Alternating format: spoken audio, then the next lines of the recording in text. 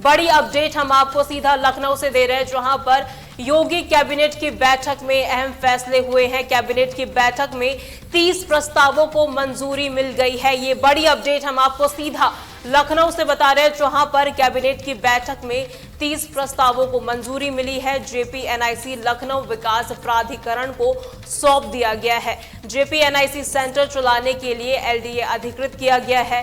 लखनऊ से इस वक्त की बड़ी अपडेट हम आपको सीधा बता रहे हैं, जहां पर योगी कैबिनेट की बैठक में अहम फैसले हुए हैं। मुख्यमंत्री योगी आदित्यनाथ की अध्यक्षता में हुई कैबिनेट बैठक में कई महत्वपूर्ण फैसले लिए गए।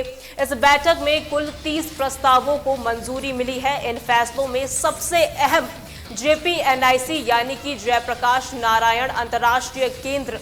बता दें, कैबिनेट ने जेपीएनआईसी सेंटर के संचालन के लिए एलडीए को अधिकृत किया है। इसका मतलब है कि अब जेपीएनआईसी के रखरखाव का पूरी जिम्मेदारी लखनऊ विकास प्राधिकरण के पास होगी। ये कदम जेपीएनआईसी के बेहतर संचालन और विकास के लिए उठाया गया है। तो इस वक्त की बड़ी अपडेट हम आपको सीधा लखनऊ से बता रहे हैं।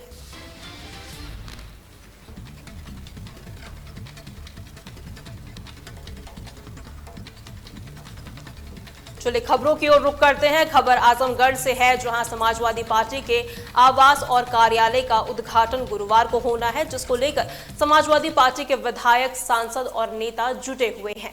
इस मामले में जब सपा सदर सांसद धर्मेंद्र यादव से सवाल किया गया कि राहुल गांधी ने राष्ट्रीय अध्यक्ष अखिलेश यादव के जन्मदिन पर कहा था कि कंधे से कंधा मिलाकर चुनाव लड़ने का काम करेंगे, लेकिन इमरान मसूद सपा के खिलाफ क्यों बोलते हैं, इसके जवाब में देते हुए उन्होंने कहा कि जब किसी पार्टी के बड़े नेता हमारे नेता के साथ कंधे से कंधा मिलाकर एक दूसरे का सहयोग ले और दे रहे हैं, तो इसका परिणाम लोकसभा चुनाव में साफ तौर पर देखा जा सकता है। और उससे भी बड़ा परिणाम 2027 में लखनऊ में, माफ कीजिएगा, 2027 में देखने को मिलेगा।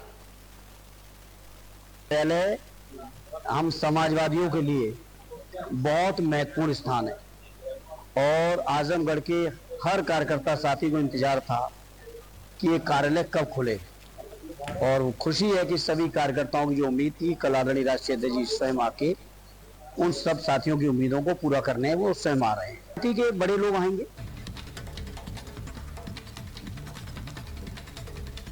उत्तर प्रदेश के पूर्व मुख्यमंत्री और समाजवादी पार्टी के मुखिया अखिलेश यादव अब आजमगढ़ के निवासी बनने जा रहे हैं। लखनऊ में रहने वाले सपा सुप्रीमो का नया ठिकाना अब आजमगढ़ जिला होगा।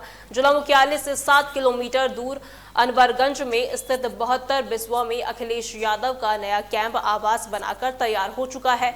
इस नवनिर्मित कैंप आवास का उद्घाटन 3 जुलाई को होना है, जिसके लिए सपा मुखिया आजमगढ़ आ रहे हैं।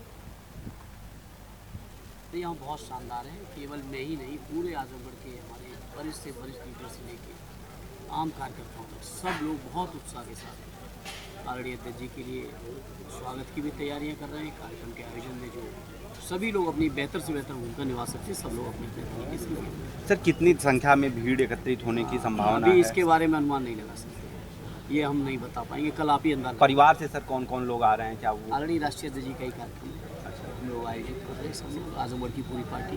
ठीक सर, थैंक यू सर। धन्यवाद दें कि आप हमारे जिले के सब जिम्मेदार पत्रकार साथी हैं। आज हमारे नेताओं को और विशेषकर हमारे सांसद धर्मेंद्र जी के बीच में खड़े हैं। उत्तर प्रदेश में ही नहीं, देश में समाजवादी पार्टी का जो कार्यालय बनने जा रहा है, कल जिसका उद्घाटन होगा, ये अपने आप में बेमिसाल है। यहाँ पर हम समाजवादी नौजवानों को प्रशिक्षण भी देंगे और आगे बढ़ने के लिए देश। सीतापुर की ओर रुख करते हैं, जहां आगामी कावड़ यात्रा और मुहर्रम के त्योहार को लेकर पुलिस ने सभी तैयारियां पूरी कर ली है। जिले के सभी थानों में सावन महीने की कावड़ यात्रा और मुहर्रम के त्योहार को लेकर जिम्मेदारों और धर्मगुरुओं के साथ बैठकें की जा रही है और शांतिपूर्ण त्योहार मनाने की अपील भी की जा रही है। गुरुवार को पुलिस अधीक्षक अंकुर अग्रवाल ने अपने बयान में कहा कि आगामी सावन महीने में कावड़ यात्रा के लिए रूट निर्धारित कर दिए गए हैं। जगह जगह सुरक्षा के लिहाज से पुलिस कर्मचारी की तैनाती की जाएगी और मंदिरों और घाट पर भी सुरक्षा व्यवस्था के कड़े इंतजाम किए जाएंगे। सावन का त्यौहार, इसमें कावड़ और प्लस लोगों को मंदिरों में जाना काफ़ी भीड़ रहती है, प्लस मुहर्रम का भी जो त्यौहार है वो भी आने वाला है, चल ही रहा है। उसमें पर जो मेन जुलूस है वो 9वीं 10वीं को निकलने हैं। इसके संबंध में सब जगह ड्यूटी लगा दी गई है। पीस कमेटी की बैठक सभी थानों पे हो गई है। आज मेरे द्वारा डीएम साहब द्वारा भी इसकी बैठक की जा रही है। इसके अलावा सेक्टर जोनल स्कीम हमारे यहाँ लागू है, जहाँ पे ज्वाइंट टीम रेवेन्यू की और पुलिस की लगी हुई है और लगातार जो ऐसे शरारती तत्व उनको पाबंद किया गया है। जो पुराने मुकदमे हैं उनको चेक करवाया गया है, सभी को बताया गया है और सभी ताजियाओं की हाइट एवं जो रूट्स निर्धारित हैं उसी के ऊपर ताजिया चले। तो इसके लिए बताया गया अब सारे परंपरागत जुलूस ही सिर्फ अलाउ किया जा रहा है। इसके अलावा कोई भी नया जुलूस अलाउ नहीं किया जा रहा है और कोई भी अगर शांति व्यवस्था।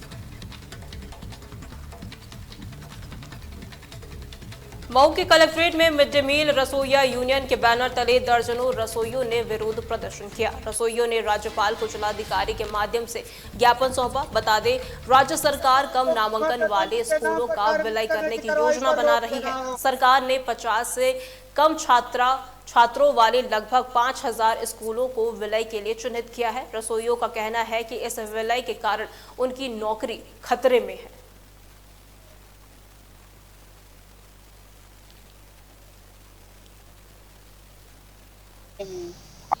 तो लड़का है, झाड़ू पोछा हम लोग नहीं लगा रहे हैं, तो सरकार हम लोग को झाड़ू पोछा ना लगाने के लिए कहे हैं कि खाना बनाने के लिए कहे हैं।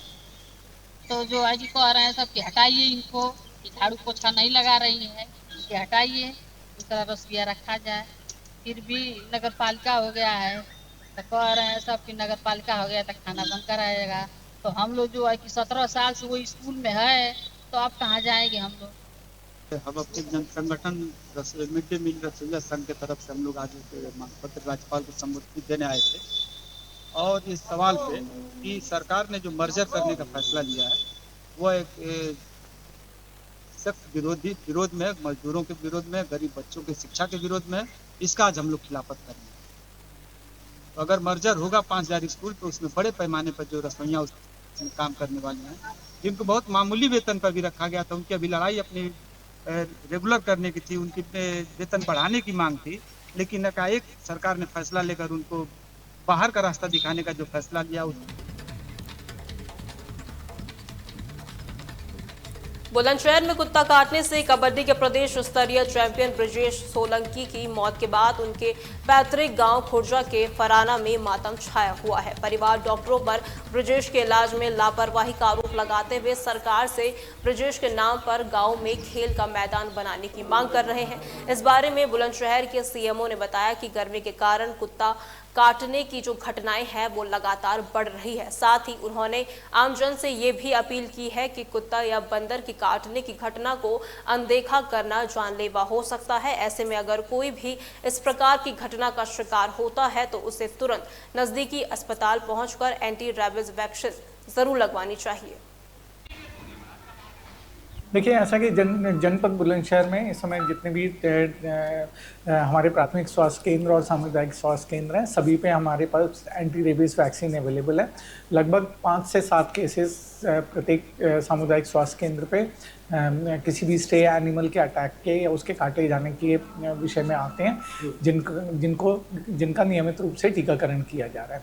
जो इस तरह के अगर कोई भी स्टे एनिमल किसी को भी काट लेता है तो उसमें एंटी रेबीज वैक्सीन तत्काल लगवाना आवश्यक होता है, क्योंकि रेबीज एक वायरल डिजीज़ है और वायरल डिजीज़ के अगेंस्ट हमारे पास सिर्फ एक ही उपचार है कि उसका वैक्सीनेशन अर्लीस्ट कराएं।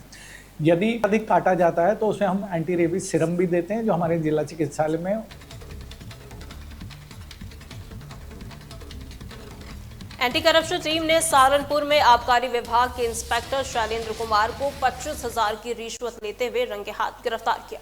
शिकायतकर्ता सुशील कुमार ने एंटी करप्शन टीम से इसकी शिकायत की थी।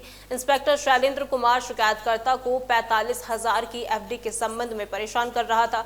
एंटी करप्शन टीम ने इंस्पेक्टर को आबकारी कार्यालय अंबेडकर चौक से गिरफ्तार किया। गिरफ्तारी के बाद उन्हें जनकपुरी थाने लाया गया, जहां आगे की कानूनी कार्रवाई की जा रही है।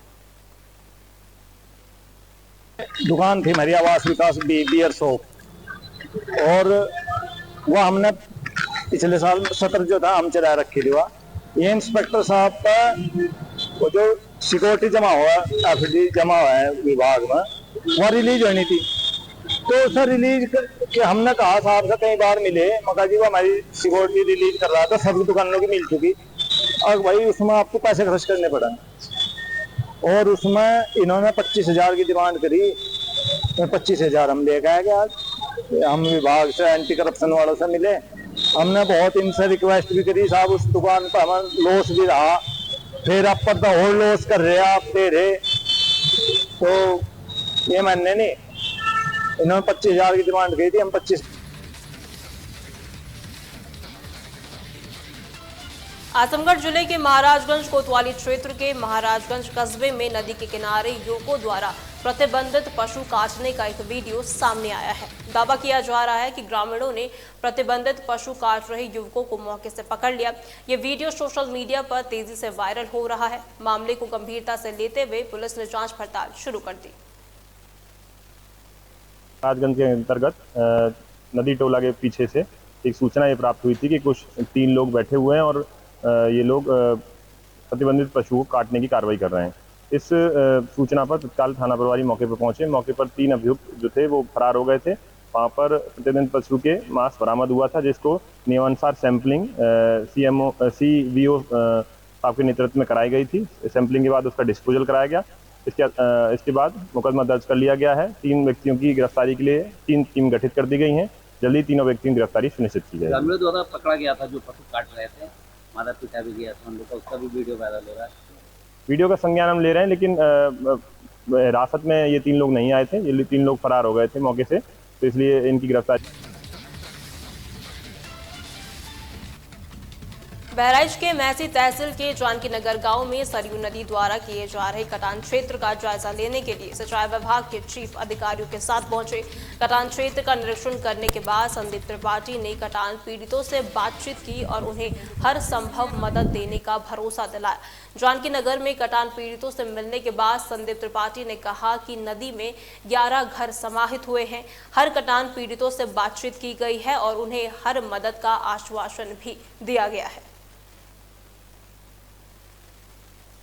हुई इसमें 11 घर जो एकदम किनारे बैंक के किनारे बने हुए थे वो क्षतिग्रस्त हो गए, गिर गए। और सूचना मिलने पर हमारे अधिकारी तत्काल मौके पर कल पहुंचे हैं सुबह, और कल से ही इसमें कार्य जो है हम लोग बचाव का कटाव निरोधक कार्यों को।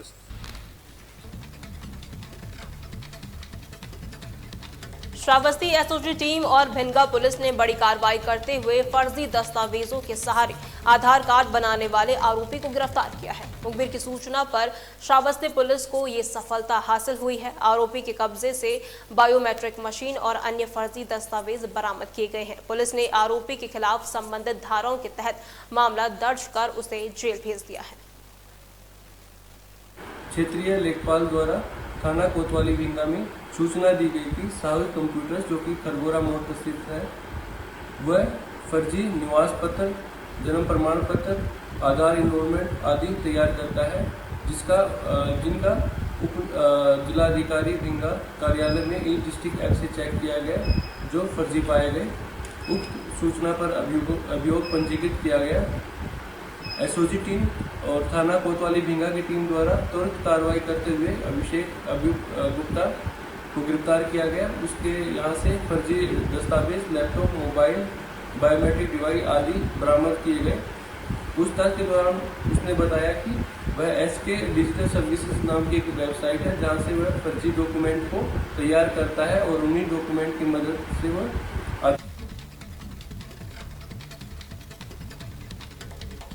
उत्तर प्रदेश की खबरों में फिलहाल के लिए इतना ही। देखते रहें तहलका डिजिटल 24/7।